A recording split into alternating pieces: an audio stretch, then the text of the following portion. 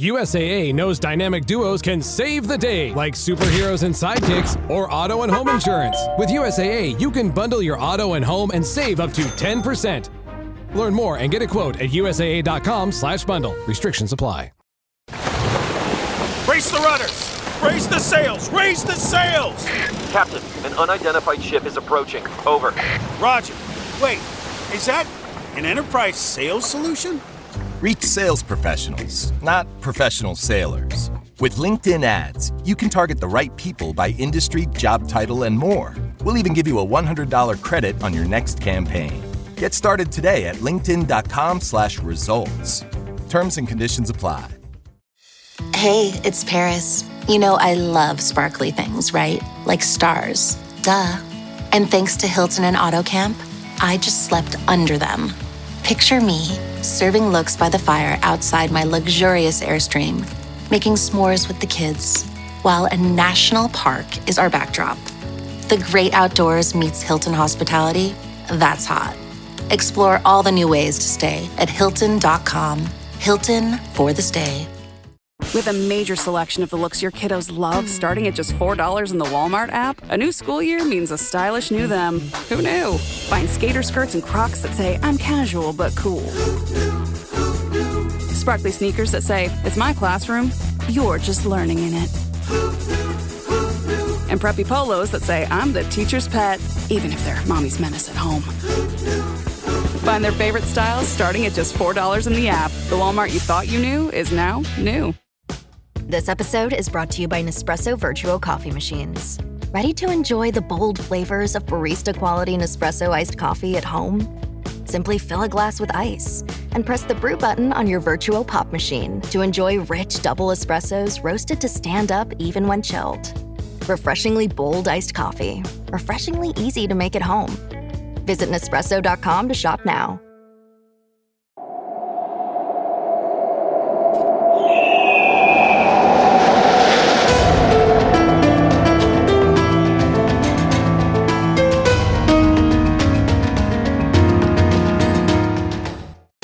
Hello and welcome to the Assassin's Creed Lorecast. We are so excited to bring you this show.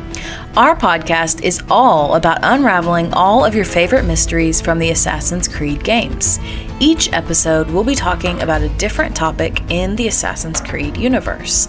From Pieces of Eden, solar flares, and the Isu, to the Hidden Ones, the Order of Ancients, and of course, the Animus, we will seek to uncover it all. So join us and maybe even take a leap of faith.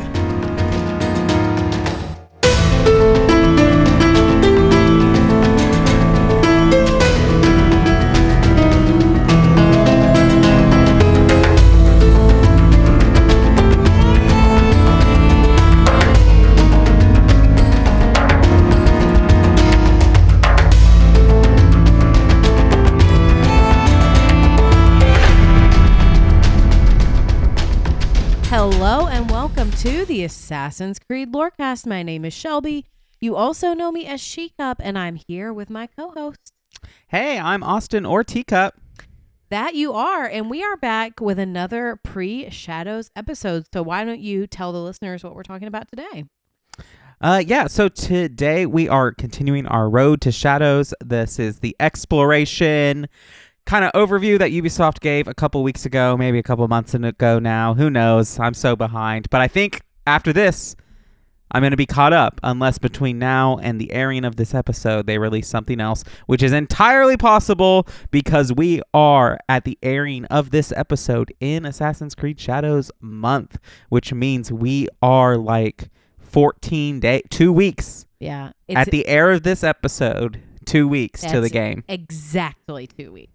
Mm-hmm. So who knows? They might have something else up their sleeve between now and the release date of this episode, but we'll just have to wait and see. Yeah. Well, they're supposed to release progression and stuff about the hideout. Do we think they'll do that on the same day? I don't know. Well, then we may be too behind by the time this episode comes out. Maybe. I do want to pause and say we're going to do things a little differently. Just because there's so much about this is visual, and this is obviously a podcast, but I have in the show notes, Shelby, I have put links And so when I get done with a thing, I would like you to click those links so you can see them and react to them that way. Absolutely. And I will also put those links in the episode description so all of you who are listening along at home can also do the same. Yeah. Awesome. All right. So let's just dive into that. So this is just kind of the intro to exploration, which I thought was a very interesting point to talk about. This is from the dev post, exactly quote, word for word. Our open world is vast and full of things to discover, so learning how to get your bearings as you explore its numerous mountains and valleys will be a key to your adventure. My thought is Valhalla was certainly vast, but it was also empty. That's fair. And while the two settings are both islands, I do feel like the Japanese terrain has a little bit more interesting visuals to it than the English countryside. I think I agree, and I do think that Japan at this stage, like, they were building what we might not consider then urban and metropolis, like metropolitan areas, but for the time period, they were large gatherings of lots of people. That's fair. But I just thought that was a funny thing to throw in a little quip about. Just because something is vast does not mean that there's actually a lot in it. All the Valhalla stands are going to be coming for you. They can come for me. It's okay. I'm not afraid. I fear nothing. That's not true. I fear heights. Onions, Okay. You know? Let's move right along from that, please. Okay, so let's just talk. First thing, obviously, when you're talking about exploration, there's only one place that you can start, and that is the world map. So you will start with the game with a map that only reveals region names and drawings hinting at potential nature of key locations. So this is something like you'll see, okay, this is this province, and like, hey, maybe there's a drawing of a shrine here that might have a shrine in that, but it wouldn't be an exact location. Moving around the world, as always, will slowly reveal a significant radius around your character, uncovering more and more details as you go. Each new region, sub-region, and local landmark you encounter will deepen the clarity and richness of your map. In short, the more you explore, the more information the map will provide. This is standard across all video games, that especially RPGs. Like, no one starts with a completely open map in an RPG. Yeah, like you're never going to get all the information up front. It is funny to me though, like, yeah, this is like, okay, yeah, that's how every game works, but they're also like kind of writing it as if this is like this new revolutionary thing, and I think that's fun. Yes. So when you're in menu with the world map, it offers different zoom levels. Again, pretty standard, each toggling a different sets of information. So from province, you'll at the highest zoom, you'll have like provinces' names, and relevant icons will be at the closest zoom level. So that means that you can't like zoom out all the way and see all of the opal pieces that are on the map. Like it'll only show you close around. And this has a video moment. Okay. It looks pretty standard, right? Yeah, it looks like every other game. Right. I think the map looks pretty cool. Like it looks more like kind of papyrusy, like paper-esque than just like, and I kind of like that. It reminds me a lot of Ghost of Tsushima. Like really, like even maybe I'll throw out that game later and I'll show you the map and you can see that. Yeah, I've never played that game, but from everything that people have said that I've been hearing from friends and you and our patrons and members of our Discord, it very much seems that they've taken inspiration from that game in making this game. And I do think that makes sense. Yes. And so, yeah, but the one thing I wanted to just talk about in that video that we saw, that you can all that, are we going to have gondolas back? Did you see that? I mean, it did kind of look like one. You're right. Also, I will never get over Ezio jumping onto a gondola and causing the person driving it to just fall off. You could do the same thing in Mirage. Oh yeah, that's true. Like, you can. I think you have. I don't know if it's just like as accidental as it is with Ezio, but right. Yeah. But here's another thing that I think is also really funny. So Ezio jumps off and he knocks them all into the river or whatever. But if you steal boats as Bayek, the driver, he jumps off. He either jumps off or he sits down on the boat and just rides with you. He's like, okay, I'll go wherever you're going. But I just like that as like Bayek doesn't actually. Like Bayek's like, can I have this? Well, I take it as like, okay, Bayek is a Medjay, and like his status as a Medjay is so renowned that the people of Egypt are automatically like, yes, I will give you anything you need. But I also think it's funny because Bayek in that game, it is so easy to break a boat. I know. You bump into one rock going 1 mile per hour and that thing's crushed. Well, and it makes sense because it looks like a lot of those boats are like straw and other things like woven in that kind of state. Yeah, I guess. But anyway, let's move on to viewpoints. Yeah, so viewpoints, standard of Assassin's Creed. I'm sure when we started this episode, you're like, oh, I want to know about viewpoints. Well, here we are with viewpoints. They're back. Yay. Were they gone? No, you can't have an Assassin's Creed game without viewpoints. Yeah, I know, which is like at the thing, like our back and shadows, like they work differently apparently. So rather than unveiling a large area or section, which is what they did in most games, they let you see icons that you can tag and go to, points of interest, city districts, shrines, castles, all kinds of stuff like that. You can use the observe mechanic, which is only available to Nawe. You can move the camera manually through the 360-degree range and zoom in and contemplate on these points of interest and tag them to add them to your compass, basically putting a map marker on them. If you have visited them before, they will appear with their names. If you haven't, it'll be listed as an undiscovered location, so it's not going to tell you if it's a shrine or if it's a chest or if it's a thing. This is very similar to Valhalla in a lot of way, in that you didn't know, like you could see, okay, it's a gold thing, so you know it's either like an upgrade material or it's a piece of gear or it's a skill, but you don't know what it is. Similar to that. And then the pan camera that happens on synchronization is still present for those sweet screenshots. Yeah, and here we are, another video. Yeah, so I definitely see what you mean about comparing it to Valhalla, and it honestly feels kind of like a mix between Valhalla and Mirage, in just kind of the way that like things pop up. Mm-hmm. So I definitely see that comparison for sure.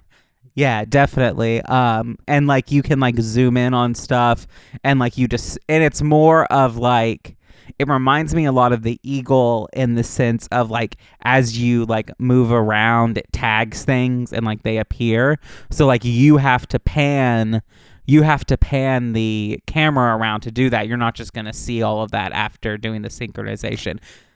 It kind of reminds me of like the shards from Dragon Age Inquisition. It does. It reminds me of that a lot too. There's also a mechanic like that in Middle-earth: Shadow of War. That Lord of the Rings game. Is that old? I mean, it's like it came out when we were over in seminary. So like. So kind of. Like 2017, 18, something like that. Okay. But. Last thing that's unrelated. Can we talk about that soundtrack though? Yes, I was going to comment on that if you had a section for it. The soundtrack, it really does look great. It really does. It sounds so good. It was so epic. Well, it just has like, it has the epic feel, but it also has like mixed the classic Assassin's Creed sound with traditional Japanese, what you would associate with traditional Japan. And that's a really cool touch. All right, so the observe mechanic, which they covered in the stealth overview and the combat overview. And so this is like what you see in the video. You'll zoom in and you can tag certain things. This is really like a replacement of the Eagle, and it functions exactly like the Eagle would function. But this is another point of this. You have to be at a vantage point to be able to use it. So no more of like with the Eagles, you could be on the ground like in a little, you could almost be in a haystack and shoot pop the that eagle thing up. Yeah. But no longer. You have So, to be at a vantage point. You have to be on a rooftop, on top of a hill or a mountain, stuff like that. Also, I think I misspoke before.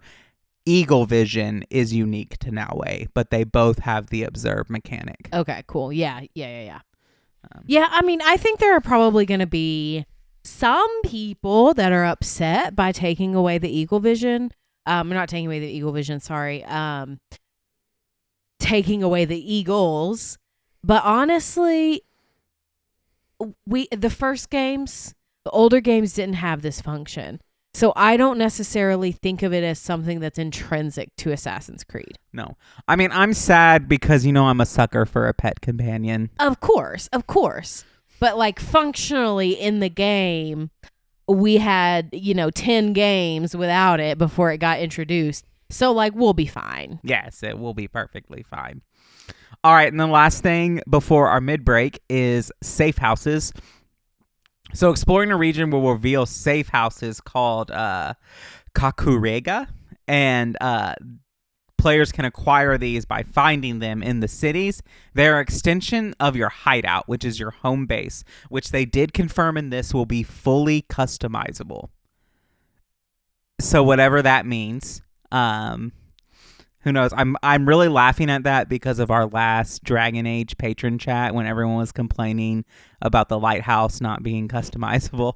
Yeah, fair. You can stock up at the safe houses, not the hideout. You can stock up on supplies, change gear, and other features, but these are also fast travel points. Now, I am curious because I didn't see this.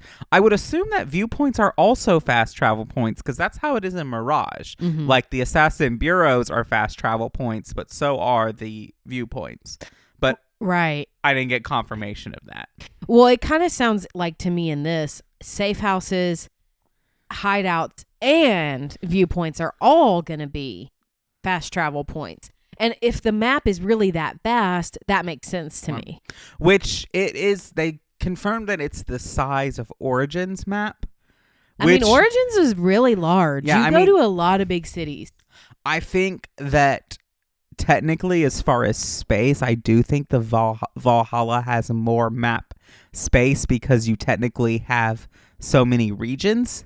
Mm-hmm. But Odyssey feels like the biggest map to me. Well, Odyssey's map is the entire Mediterranean, basically. Mm-hmm. The Aegean. Yeah, like it. That's countries that we're talking about. And I know we do go to multiple countries in Origins too. But Origins definitely just feels more like, okay, this is mostly an Egyptian game. Mm-hmm. But Origins is also still huge. Like, I don't think to this day, I think there are parts of that map I haven't been to. I know. I remember I explored like everything in the city of Memphis. Because when I played that game, we lived in the city of Memphis in the United States, obviously not in Egypt. So I know I 100% that area, but I don't think I did any other area. Right, yeah. I mean, I don't think we're going to be short on space. And I know that the like country island of Japan on most of our maps like looks small, but it's not a small island. Like, no. Or I guess it's a group of islands. Yeah, I think so. Yeah.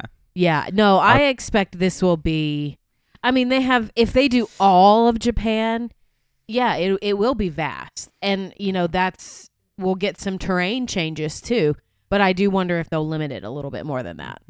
Maybe. I would be surprised if like there's a more like the open world is like almost seamless travel. But if you wanted to go to a different island, I wonder if there's like travel by boat. Yeah, I don't know.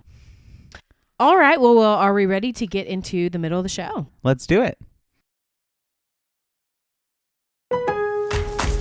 Lowe's knows to bring your vision to life, it's important to find the right color. That's why MyLowe's Rewards members get a free Valspar paint or exterior stain sample to test your look to confidently refresh your space.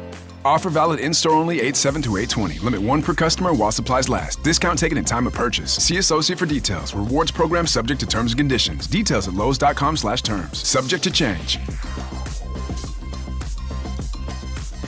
Hey, it's Ryan Reynolds here from Mint Mobile. Now, I was looking for fun ways to tell you that Mint's offer of unlimited premium wireless for $15 a month is back.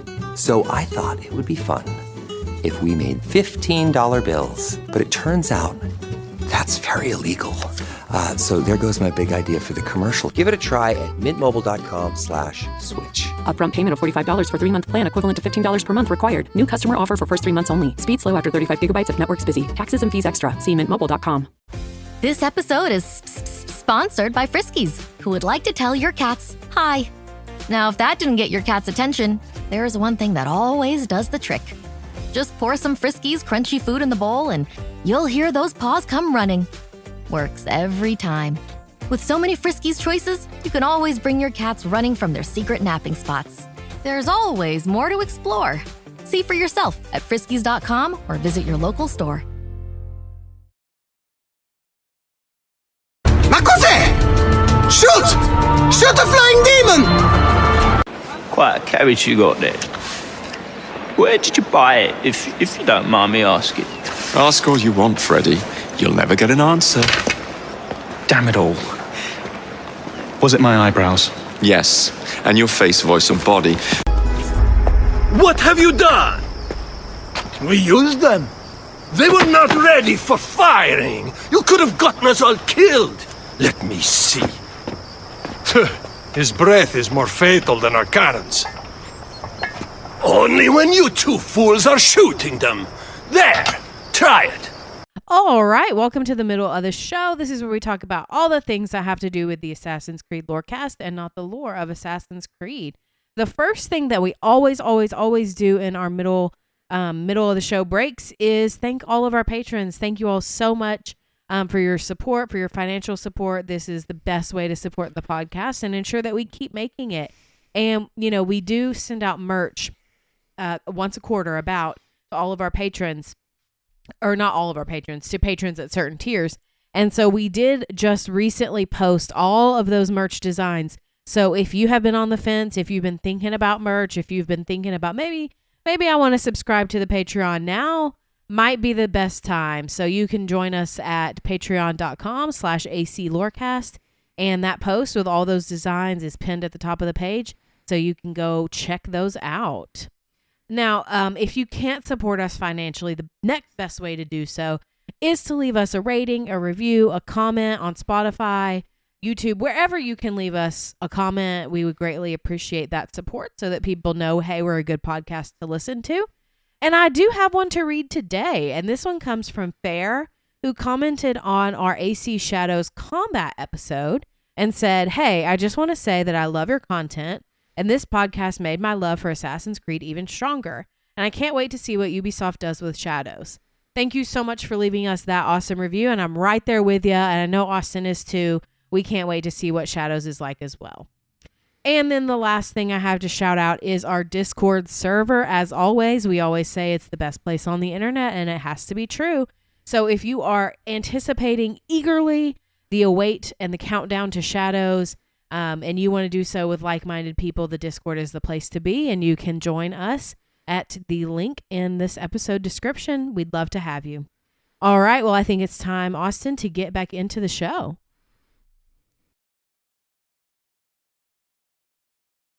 I was deep in it, gaming on Samsung Galaxy Z Fold 7. Unfolding the screen made it twice as big and so immersive, I kinda lost myself. Might have trolled a little too close to the sun. Someone in the chat told me to touch grass, so I took my Z Fold 7 outside and kept playing. Still won, got a tan, and a nice little reset. Powerful processor, realistic graphics, you stay locked in, streak stays alive. Can your phone do that? The new Galaxy Z Fold 7. Get yours at Samsung.com. This episode is brought to you by FX's Alien Earth, the official podcast. Each week, host Adam Rogers is joined by guests, including the show's creator, cast, and crew, in this exclusive companion podcast. They will explore story elements, deep dive into character motivations, and offer an episode-by-episode behind-the-scenes breakdown of each terrifying chapter in this new series. Search FX's Alien Earth wherever you listen to podcasts. My cat Freddie loves to be brushed and cuddled. But stirring up his cat allergens meant sneezing and itchy eyes.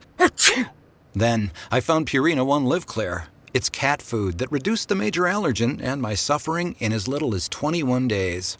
Now, we feel closer than ever. If you have issues with cat allergens, you really need to try Purina One Live Clear. Try new Purina One Live Clear today. Purina One, a difference from day one. Malaka. But that madman, the self-proclaimed Bishop of the Ruins, is our biggest critic. He calls our playing the devil's bagpipes. I will sleep with anyone as long as they agree to be executed in the morning. Like Xanthivis. He was well satisfied with his bargain. Who is this toothsome fellow? My queen, this is, Well? It is a generous offer, but I've already pledged my life to this woman. Aya, you have chosen well. So, next thing is called Player Comfort or Pathfinder. So, Japan has many Japan is mountainous. Actually, Japan has a variety of terrain. Like, they've got forests, they've got mountains. It's pretty vast. It's not monolithic in its terrain. Mount Fuji, one of the most iconic mountains of all time. Correct. So, expect a varied terrain. Like, England even had varied terrain. Like, there were forest areas, there were snowy mountains. I guess that was technically, like, we went up to Scotland almost at that point. But I mean, I wouldn't have called that a mountain. Well, there were mountains in, like, the Norway part, but there were, like, marshy, swampy areas, and then, like, true, what you would think of as, like, a forest, like a deciduous forest kind of thing. And then, of course, there were, like, farmed areas and stuff. English countryside. Yeah. Like, other things like that. So, I mean, you'll expect that. Like, no place is really monolithic in its terrain ever. Just except for, like, the when desert. you explore one city, like Mirage, AC1. Like, these are more one thing. Right. But countries are not universal in their terrain. Sometimes it'll be better to follow roads than go off the beaten path, and apparently there will be false shortcuts. I don't like that. That's just mean, okay? That is so very clear that you have not played Skyrim. Like, one of the most popular Skyrim mods is a mod for the map that shows you where the roads are. Yeah, when I play a game, this is what happens. I start out by saying, yeah, I'm going to follow the road. And then whenever, inevitably, my marker to whatever I'm going toward, where the road isn't, like, exactly going toward it, I veer off and I'm like, okay, it's time to just go there directly. So this is not going to end well for me, I feel.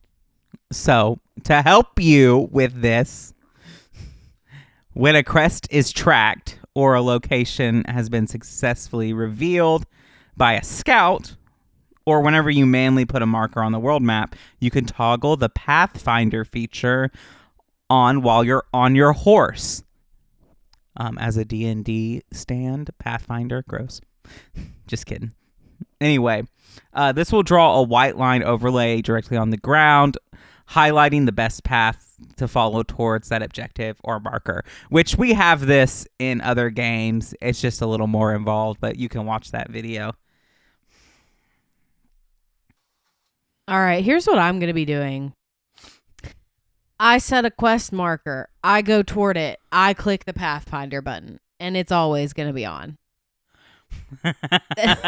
Yeah, you can apparently turn it off and on and stuff like that. But the other thing is another tracking kind of quest management is the objective board.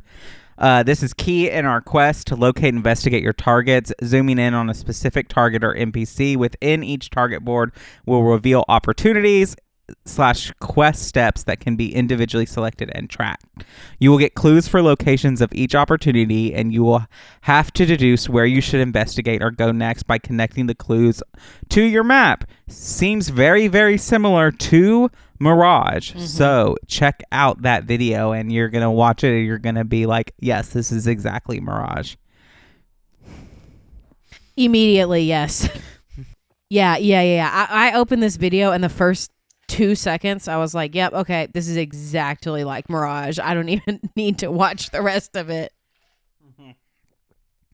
And so for players who prefer having a clear quest marker to follow, deploying scouts, which we'll talk about in a little bit, in the general vicinity indicated by those clues will make things easier. So if you don't want to try to track and deduce and figure that out. I mean, honestly, having grown up with Origins, Dragon Age Origins, and Skyrim and Oblivion, and a lot of games that don't give you a lot of leeway in maps and stuff, like, sometimes I like reading the journal and trying to figure that out. That's fun for me. But I understand that there are people who are used to a more, I wouldn't say hand-holdy, but a more like direct route, not liking this. I never want to have to hunt for my quest marker. And like, it doesn't have to be super obvious. Like, it doesn't have to like lead me the way, but like, I want a clear quest marker and I want to be able to go there fairly easily. I think it'll be that way. You just have to like figure out what area on the map you need to go to. That's probably fair. And I do think, most games, the more you explore, the easier it is to find things. And that sounds like how this is going to be too. I don't think that will be, it'll be probably a little difficult in the beginning, but then once you get into the game, it's going to open up and be fine. Yeah, I think so too. And as you grow, it'll become easier, especially with our next thing that we're going to talk about, which is scouts. As you progress through the game, more people will join your league as scouts. The more scouts you have, the better off you'll be. Scouts can help you locate quest objectives, gather resources to upgrade your hideout, and cover your tracks by resetting province alerts. When uncertain about the location of an opportunity or target, consult your world map, deploy scouts to scan ahead, and reveal more precise locations for your quest objectives. And here's a video on scouts that you can watch.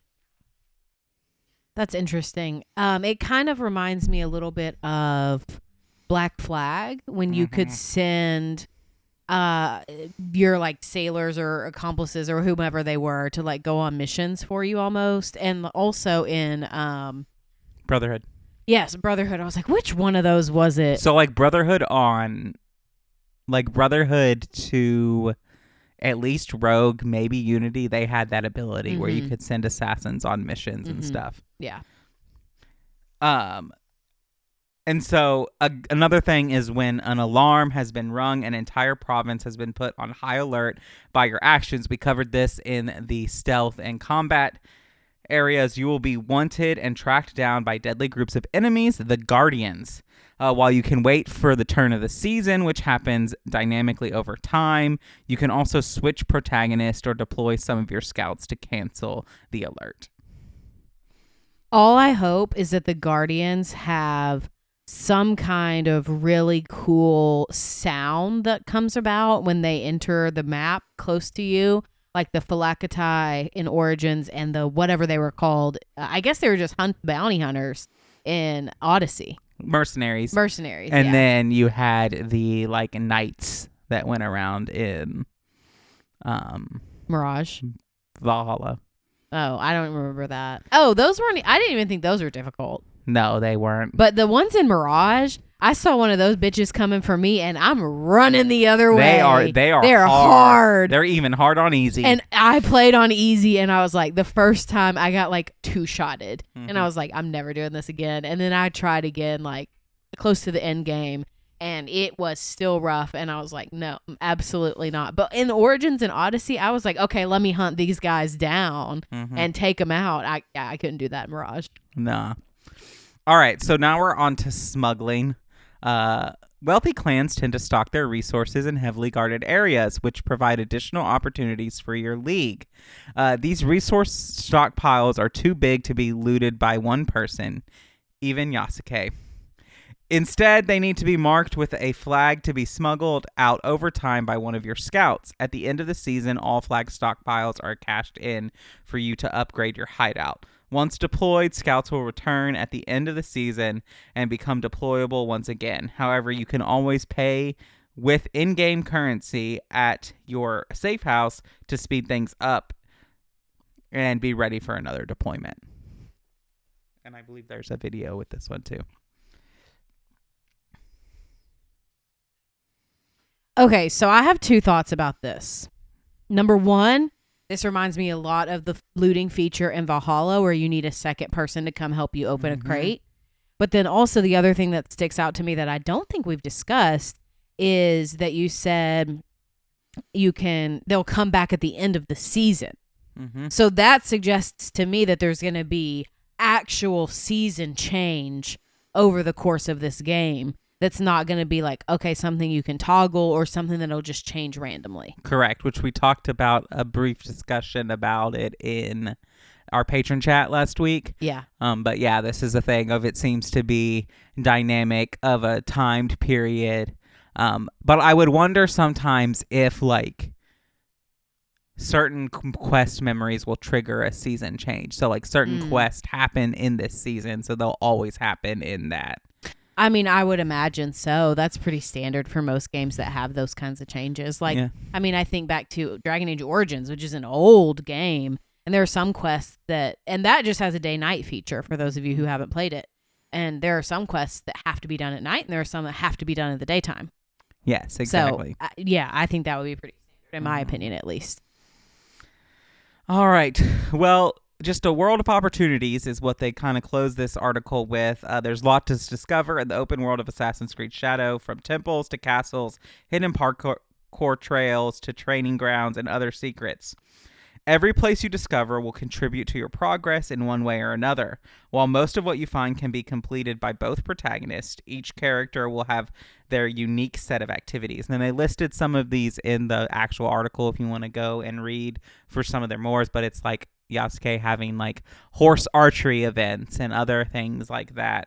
And then for more contemplative players, both protagonists can participate in painting of wild animals of Japan, showcasing the diversity and majesty of its ecosystems.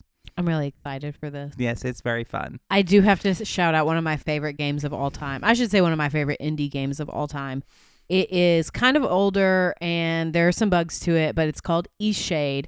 And the company, like, they make very intentionally like non-violent video games. And so they're very calming, very cozy. And the Eastshade game is about you're basically a painter fulfilling your mom's, like, she had like a travel bucket list for you. So you go to all these different places and paint the locations. And it's beautiful. You don't have to do just those. You can do any location in the game. And so that just reminds me a lot of that game, which is a great one. You should go play it. I'm pretty sure it's only like $20. So. Yeah. Any last?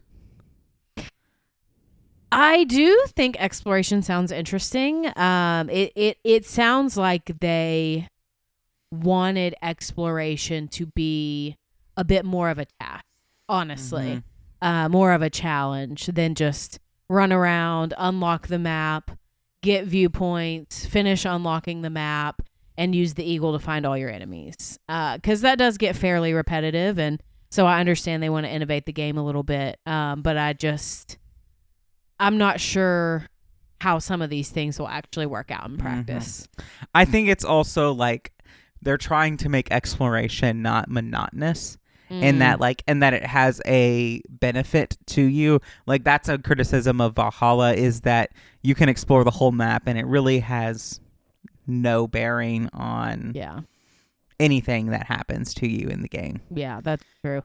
I didn't like Valhalla's map. I know I've criticized that game before. But like there were several places because the map was so big and there weren't a lot of viewpoints. I found myself having to travel by horse a lot. And at the end of the game, I found out there were like 3 or 4 viewpoints that I had just missed because I assumed they weren't there. And I guess I never really got like actually quote unquote close enough, but like I was still in the vicinity. So anyway, that's just like kind of a hazard of that map in general. So I'm hoping this one's a bit different, a bit more intuitive, and more just fun and interesting. Yeah, me too. I'm really excited about it. Can't wait for the game to come out. But I think with that, we're ready to wrap up. All right. Well, once again, as always, Austin, thank you so much for doing this research. Thank you to Ubisoft for putting out these articles because they're very interesting. And thank you so much for listening. We'll see you next week.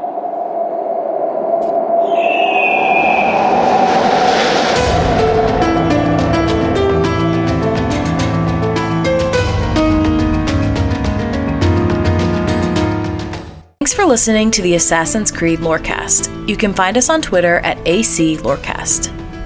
If you have any lore questions or topics to unpack, join our Cups Podcasting and More Discord server. It's the best place on the internet. You can also support us financially through our Patreon. Find us on patreon.com/Assassin's Creed Lorecast. The Assassin's Creed Lorecast is part of the Robots Radio Network. For more information about the Robots Radio Network, join the Discord server via the link in our episode's description. If you enjoyed the show or learned something new today, please subscribe, leave us a review, and join the Patreon.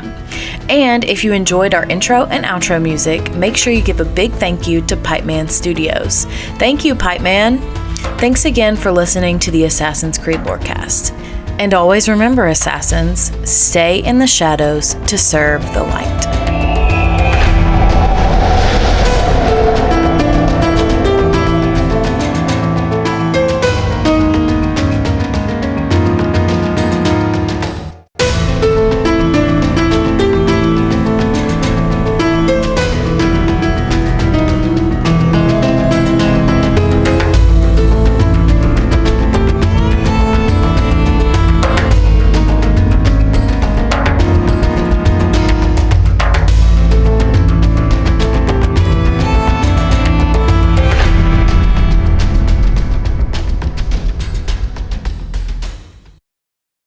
Want to live better? We got a lot of work to do. Join Chris Hemsworth in National Geographic's new Disney Plus original series, Limitless. Live better now. I'm diving headfirst into cutting-edge science to uncover 3 powerful secrets to living better right now. The growth that occurs through any challenging experience is really what we seek. Chris Hemsworth stars in Limitless. Live better now. Now streaming on Disney Plus and Hulu. It's showtime. When a wasteland detective and a vault girl cross paths, no criminal is safe. You're both under arrest. Don't move a muscle if you know what's good for you. Based in Bethesda's Fallout series, follow Walter and Bunny as they traverse the Texas Commonwealth and New Vegas, busting big crime rings. We'll need all we can to expand into Vegas territory. And surviving anything the wasteland can throw at them. It's him! It's the Mothman! Featuring a series of nail-biting narratives and guest stars from across the Fallout community. It's anybody's guess what thrilling case is up next. War never changes, does it, Bunny? No, it certainly does not. True Vault Escapades, a Fallout audio drama. Available anywhere you get podcasts.